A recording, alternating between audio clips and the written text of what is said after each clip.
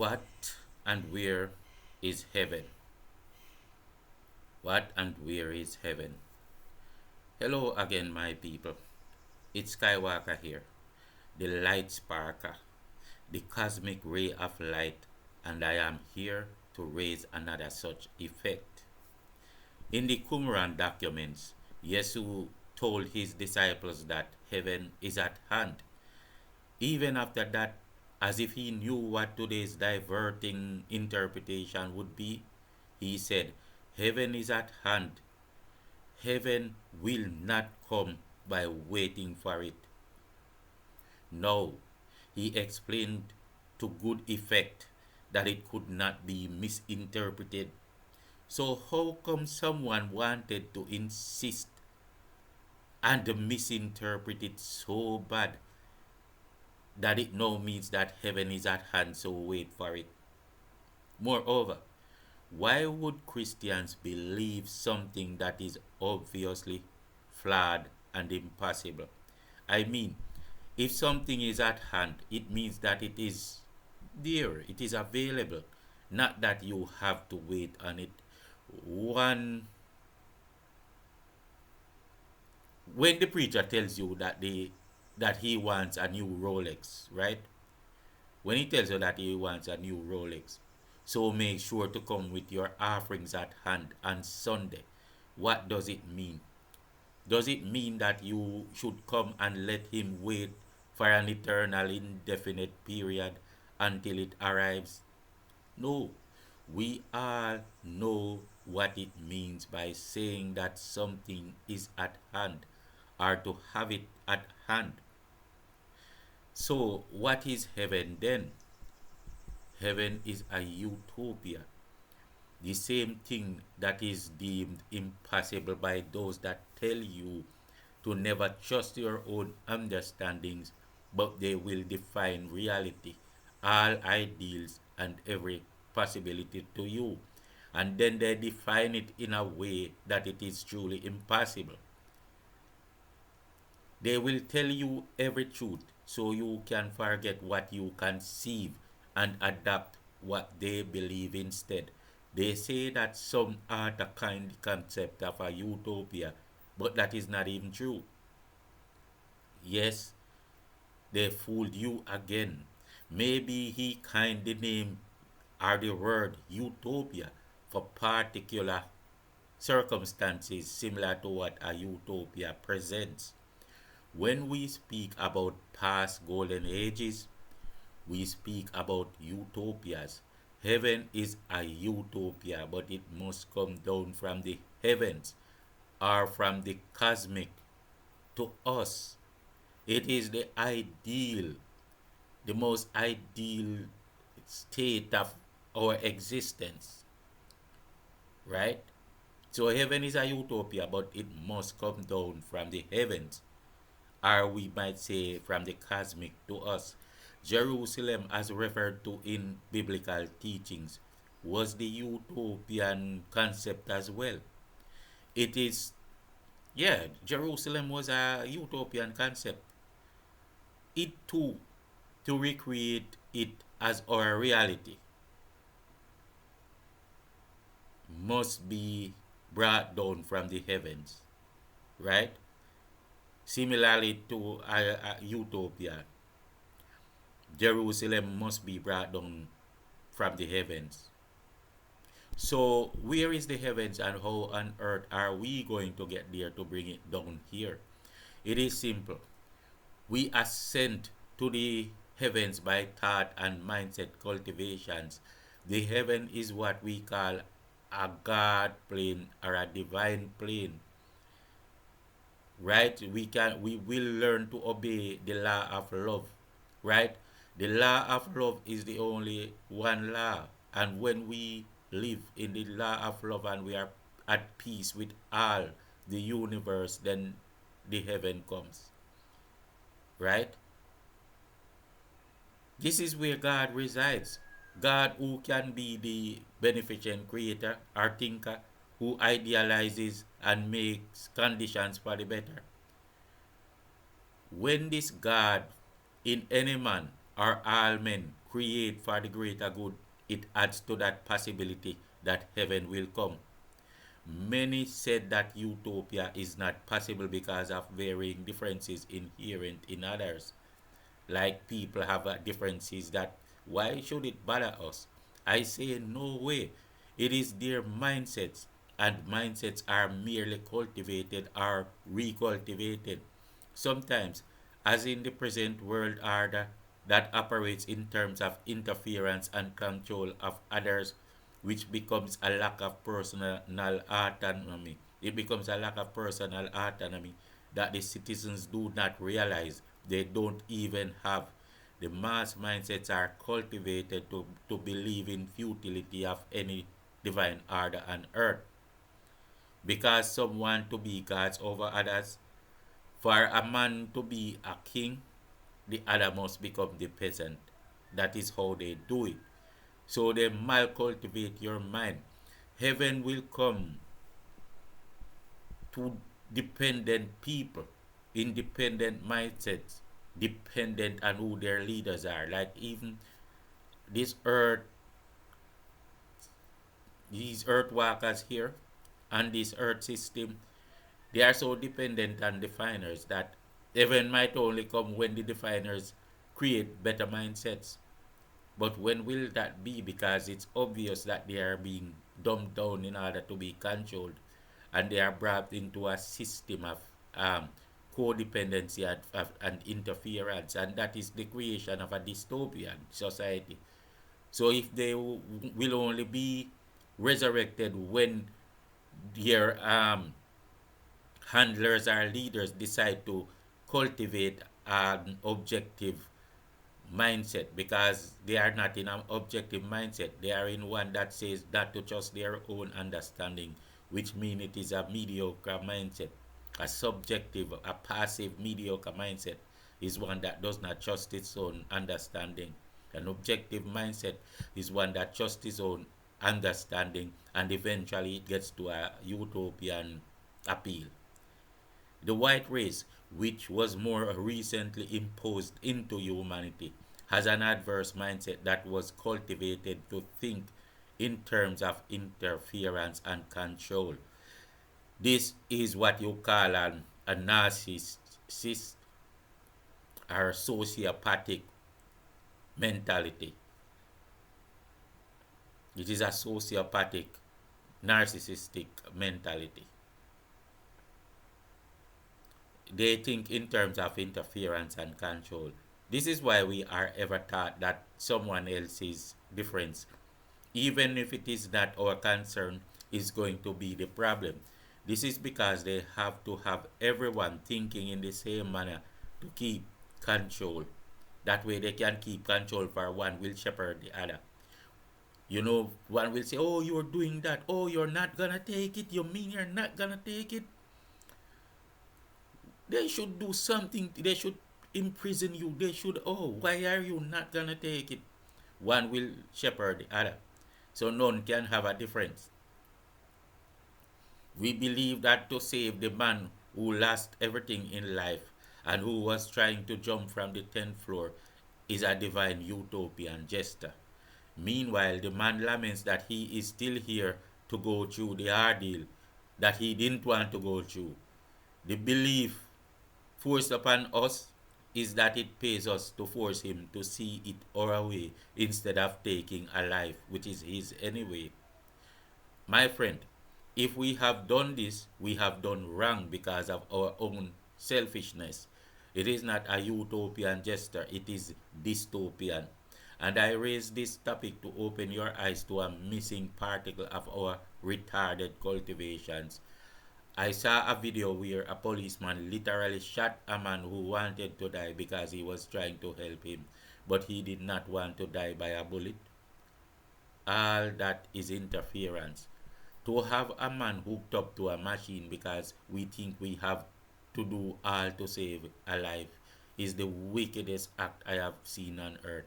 I have heard people begging God to take them, but their people were taught that saving, keeping them alive was the most important thing. Although dead or alive, we are still in the cycle of life. But for our own selfishness and for the bloodsuckers hiding in the shadows. We do these evil, making people suffer for so long behind their times, or behind their times. And this suffering, those bloodsuckers will inhale. Oh, they lust for this so much. The pains. There are entities on this earth that feast upon this kind of pain. And that's why the demons cultivated you this way. On the hot day, the water evaporates from the ocean. It becomes like air in its transition. Even at one point, it became like solid ice in its transition. Then we go back to the beach and it is coming back to new life. We see it in the rain. Those that are less advanced return with their new name and new memories. Those that are more advanced carried more memories to the degree of fulfillment they achieved in past lives. Everything in life is blatantly trying to tell you this, but many of you will never listen. Can't you see that the baby that was born, the baby that was just born, had died and is now returning? Can't you see that the person you wail about saying he is dead is on his way to a new birth? And he will return with a new name and a new memory until he gets closer to the highest? Remember this. If we always carried our memories, it would it will be counterproductive to our growth. It is like the cheating woman who will cheat for all her life and think that it is a jolly joke. She will never regret this and repent. But if she was caught in the act, she will say she is sorry. If you know why you are faced with your challenges sometimes and what you have to learn for, it would never make sense to the caterpillar that has to be a real genuine butterfly without superficial truth behind it. Sometimes you have to learn in forgetfulness. And this is why some people ask, what did I do? But you are learning because you're not conscious of what you did so that you can play games. You are just learning that I hate this kind of thing happening to anyone, right? And then when your time comes for you to realize that is what you did, then what you have learned even become more potent inside of you. This is why Yesu, maybe not in your Bible, but in the Qumran documents, certainly explain that you should not bewail a man's passing, and in your own selfishness, you caterwaul over your loss in another man or another person's gain. You're bawling over your loss over somebody else's gain. No one crosses over without gaining at least a marginal higher foothold on that journey. So, without being aware of true life, but instead interpreting truths by the follies prescribed to us, heaven is impossible. We must forget about selfish ways and learn how to coexist. You do not coexist by insisting to help those because you're ideal or because society tells you that it must be their ideals. It's a trick. They tell you that you are helping because they want you to interfere. Many of you walk past someone begging for help, yeah, and then go to force someone into not getting his own choice by helping him, but you claim you are helping, trying to keep him alive against the will of gravity or something like that. And you watch the pain he is tired of bearing and believe that it is worth it because you don't want to miss him. Utopia is impossible because you believe that gays must be accepted and someone has to change their way of understanding to ratify what you think. You believe that gays must be accepted by heterosexuals. Now, how does that work? How do you engraft a hyena into a lion's? Then I don't get it. I believe, well, I know that birds of a feather flock together. All these spells are obviously dystopian, but you believe they will make good. They are step by step bastardization of the earth walker. You have to change your way of understanding to ratify what someone else is think. Come on, bastardizing. If you see a man telling you that he is a woman, you will you will now agree to tell the lie to satisfy this long seed guy. You will call him Miss. Oh, come on, man. You know the truth, don't you? But because you say it is the right thing to do, because you are told and you don't trust your own understanding, you become dystopian. And then some white man tells you that this is why utopia is impossible. For many people many people won't happily be interfered with. That's why many people will not be interfered with. Like when they tell you that your son is a girl, but you don't want to believe them, right? You don't want to be interfered with, but they want you to just agree because it's no difference anyway. It's no gender. A woman, a woman constable cannot be called a woman and constable. She has to be called a constable. It's a woman in a police uniform. That's what I see. You can deny it all your life. It's true. They know the medicine, they say, but now they are calling it back because of the side effects you feared and warned them about. And they say, don't worry, it's just not much. But they are still calling it back though. They say it's only a few hiccups. But how does only a few in the world make everyone have personal or near personal witness to multiple cases? Anyway, there is no utopia in a world of lack of autonomy. You cannot be happy by living someone else's truth, understanding, definition, or ideal. I have said this many times in my life, and then again. I saw where Yesu said the same thing in different words. You cannot know a truth that you do not conceive. The truth you receive from another based on trust is not a truth you know. It's just a belief, and many of these beliefs are based on what someone whom you know you cannot trust tells you. Let me prove what is the problem that keeps us waiting for heaven. It is the people who are religious. They drag back this world. They drag this world back. Ordinary people who are true to themselves do not go against good truth or logics. Christians, for example, have little logic in their system of belief, for it is based around superstition rather than the sciences. They call what Yesu did miracles. When you read some of the Qumran documents, he literally explained some of the sciences, like taking the water that the sun bathed, which was purified, for example, and by how he used oxygen to work, etc. By the superstitious mindset of miracles that Christians developed, they gave up on logics. And moreover, they believe people that they call atheists more than they believe Yesu. They said that Jesus offered them his blood symbolically. They believe that the symbolic is not the way to connect the God plane, right? They believe the symbolic is not the way to connect the God plane, or it's not making real sense. God is spirit, and you connect him in spirit. You eat physical food in the physical realm and spiritual food in the spiritual realm. Your thoughts, which are spiritual, becomes you.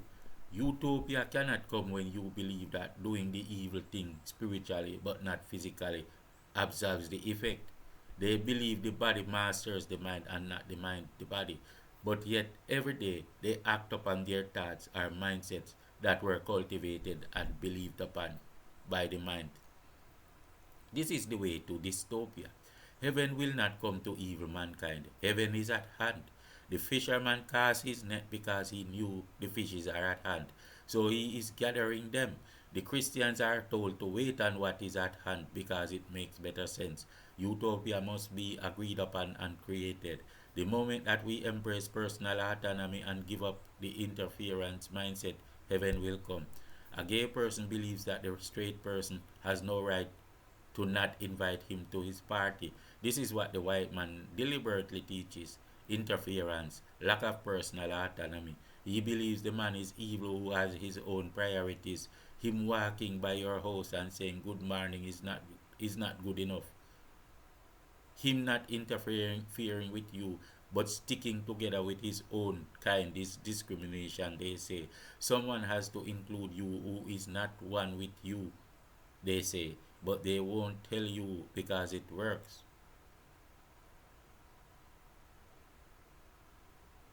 It works for them. They want the chaos when you live with a false sense of injustice. And then, by this very chaos, they take control and feed off your energies. I say that heaven is in the cosmic of your mind plane. Your universe is that of the physical, the spiritual, and the mediator, as you say, acting like Jesus, mediating between Father Spirit and Mother Earth, helps you to create and perform the ideal. These are obvious values that you see and comprehend with the eye that sees the realms and connects them. Your third eye that goes between these realms, like Jesus in the center, stretching both hands to both sides and connecting the two together. We are handed a marvelous universe, but too much blindness to comprehend is now come into our midst. My friends, do like, subscribe, and share this video. Peace out.